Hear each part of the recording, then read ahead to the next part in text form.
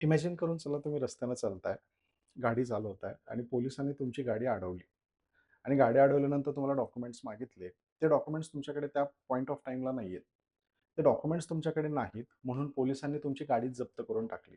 आता हे थोडंसं ऐकायला सुद्धा एक्स्ट्रीम वाटू शकतं. असंच काहीचं एक्स्ट्रीम सध्या भारतामध्ये घडत असलेलं दिसून येतं. हे एका कायद्याला धरून आहे. कायद्याचं नाव आहे एफ-सी-आर-ए कायदा, फॉरेन कॉन्ट्रिब्युशन रेग्युलेशन ॲक्ट. हा कायदा बाहेरून एन-जी-ओजला मिळणारी जी मदत आहे, त्या मदतीला रेग्युलेट करण्याचं काम करतं. एन-जी-ओजला बाहेरच्या देशांमधून मोठ्या प्रमाणामध्ये पैसा तिथं मिळत असतो. मग तो पैसा कंट्रोलमध्ये ठेवायचा किंवा तो कशासाठी मिळतो हे बघायचं. याच्यासाठी एकंदरीत हा कायदा जो आहे तो 1976 साली तयार करण्यात आलाय. आता एक ओव्हरव्ह्यू जर घ्यायचा झाला, तर भारतातल्या जवळपास 16,000 एन-जी-ओजला एकूण 22,000 कोटी रुपये दरवर्षी मिळत असतात आणि मग त्या 22,000 कोटींवर लक्ष ठेवण्याचं काम हा कायदा तिथं करतो. रिसेंटली सरकारने या कायद्यामध्ये काही अमेंडमेंट सुचवलेल्या आहेत. एक नवीन ऑथॉरिटी त्यांनी सुचवलेली आहे. म्हणजे एक नवीन ऑथॉरिटी स्थापन करण्याचा प्रयत्न सरकारचा तिथं आहे. त्याला डेझिग्नेटेड ऑथॉरिटी असं नाव दिलेलं आहे किंवा त्याला नियुक्त प्राधिकरण असं म्हटलं जातं. पहिल्यांदा कसं असायचं, समजा एखादी संस्था किंवा एखादी एन-जी-ओ या कायद्याचं पालन करत नसेल, तर त्यांचे बँक अकाउंट फ्रीज केले जायचे. म्हणजे त्यांना पैसे काढता येत नसायचे आणि मग त्याच्यामुळे त्यांना त्यांची कामं करता येत नसायची. आता ही जी नवीन ऑथॉरिटी आहे, या ऑथॉरिटीला थोडेसे जास्त पॉवर्स तिथं देण्यात आलेले आहेत. समजा एखादी संस्था, एखादी एन-जी-ओ या कायद्याचं पालन करण्यामध्ये कमी पडत असेल, तर त्या संस्थेच्या सर्व फिजिकल असेट्स, त्या सर्व संस्थेची सर्व संपत्ती हे नियुक्त प्राधिकरण तिथं जप्त करू शकतं आणि गरज पडली तर त्या संपत्तीची विल्हेवाट सुद्धा तिथं लावली जाऊ शकते. ठीक आहे. सो हा प्रपोज चेंज त्याच्यामध्ये आहे. याच्या मागचं कारण ट्रान्सपरन्सी टिकवून ठेवण्याचं आहे. याच्या मागचं कारण संस्थांवर थोडीशी भीती पण असणं गरजेचं आहे.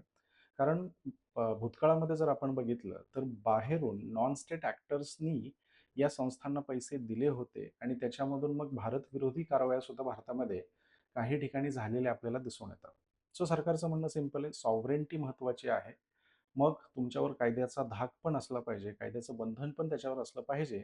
म्हणून हे एक्स्ट्रीम स्टेप्स तिथं घेणं गरजेचं आहे. आता जशी हे प्रपोजल डिस्कशनमध्ये आलं, जसा हा कायदा संसदेमध्ये आला, तसं मग बऱ्याचशा संस्था ज्या आहेत, त्या बऱ्याचशा संस्था टेन्शनमध्ये यायला सुरू झाल्या. रिझन सिंपल आहे. काही टेक्निकल कारणांमुळं ही जप्ती केली जाऊ शकते, असं संस्थांचं म्हणणं आहे. जसं की समजा त्यांचं लायसन्स रद्द झालं, एफ-सी-आर-एचं लायसन्स रद्द झालं, तर ही जप्ती तिथं होऊ शकते किंवा संस्थेनं स्वतःहून लायसन्स परत केलं, तरी सुद्धा ती जप्ती होऊ शकते आणि सगळ्यात महत्त्वाचं, काही टेक्निकल कारणांमुळं हे वेळेमध्ये लायसन्स रिन्यू करता आलं नाही, तरीसुद्धा संस्थांची जप्ती तिथं होऊ शकते. मग यातली ही जी तिसरी अट आहे, की तुम्ही टेक्निकल कारणांमुळे जप्ती कशामुळे आणताय? ठीक आहे. सो हा एक मेजर सध्याचा डिस्कशनचा मुद्दा तिथं राहिलेला आपल्याला दिसून येतो. मग आता याच्यामुळे बरीचशी मोठी चर्चा भारतामध्ये सुरू झाली आहे, की एवढ्या छोट्या कारणासाठी कारण कसं आहे, तुम्ही वेबसाईटवर अपडेट करायला जाताय, तुमचं लायसन्ससाठी तुम्ही रिन्यू करायला तिथे जाताय आणि वेबसाईटच चालत नसेल, वेळ निघून गेली, तर मग अडचणी तिथे येणार आहेत. ठीक आहे. सो अशा छोट्या कारणांसाठी तुम्ही कसं काय आमची संस्था किंवा आमच्या संस्थेची संपूर्ण प्रॉपर्टीज ज्या आहेत त्या तिथं सीज करू शकता. मग आता याला बऱ्याचशा विरोधी पक्षांनी विरोध केलेला सुद्धा भारतामध्ये दिसून येऊ शकतो. पण सरकारची भूमिका स्ट्रेट फॉरवर्ड आहे. ट्रान्सपरन्सी महत्त्वाची आहे, सॉव्हरेनिटी महत्त्वाची आहे. आता हे सगळं आज का महत्त्वाचं ठरतं? तर नुकतंच केरळमध्ये इलेक्शन्स आहेत. 9 एप्रिलला हे इलेक्शन्स जे आहेत ते प्रपोज्ड आहेत आणि केरळमध्ये मोठ्या प्रमाणामध्ये ख्रिश्चॅनिटी आपल्याला दिसून येते. ख्रिश्चन पॉप्युलेशन तिथे दिसून येते. जवळपास 61 लाखापेक्षा जास्त लोकं ख्रिश्चन धर्माचे आपल्याला केरळमध्ये दिसून येतात. त्यांच्या वेगवेगळ्या एन-जी-ओज आहेत, ज्या एन-जी-ओजला बाहेरच्या देशांमधून पैसा तिथं येतो.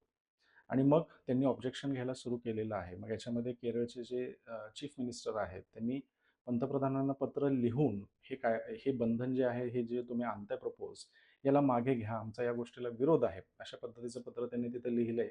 इव्हन सत्ताधारी पक्षातल्या काही नेत्यांनी सुद्धा सध्या केरळ इलेक्शन्स आहेत, लगेचच असे काही निर्णय घेऊ नका. पहिले चर्चा होऊ द्या. मिसइन्फॉर्मेशन खूप जास्त स्प्रेड केली जाते, असं त्यांचं तिथं धोरण ठेवलेलं दिसून येतं आणि म्हणूनच सद्यस्थितीमध्ये या संपूर्ण चर्चेला जो आहे तो पॉज दिला गेलेला दिसून येतो. चर्चा थांबवलेली आहे आणि संसदेमध्ये या कायद्याविषयी सध्या काहीच केलं जाणार नाही. ठीक आहे. ही भूमिका आता केंद्र सरकारची आपल्याला दिसून येते. आता या सगळ्या प्रकरणामध्ये मोठा प्रश्न जो तयार होतो, तो प्रश्न हा, की सुरक्षा महत्त्वाची आहे का स्वातंत्र्य महत्त्वाचं आहे? जर मी सुरक्षेला स्थान दिलं, तर स्वातंत्र्य डायल्यूट होतंय. जर मी व्यक्तींच्या स्वातंत्र्याला स्थान दिलं, संस्थांच्या स्वातंत्र्याला स्थान दिलं, तर मग भारताच्या सुरक्षेचं काय? सो आपल्याला लाँग टर्ममध्ये या दोघांमध्ये समतोल साधणं तिथं गरजेचं आहे. आणि या अपडेट्स आणखी डेव्हलपिंग तिथं राहणार आहेत. अशाच छान-छान अपडेट्ससाठी आजच ज्ञानदीप अकॅडमीचं Instagram चॅनल आणि ज्ञानदीप अकॅडमीचं YouTube चॅनल फॉलो करा आणि या संपूर्ण डिस्कशनच्या लूपमध्ये राहावा. धन्यवाद.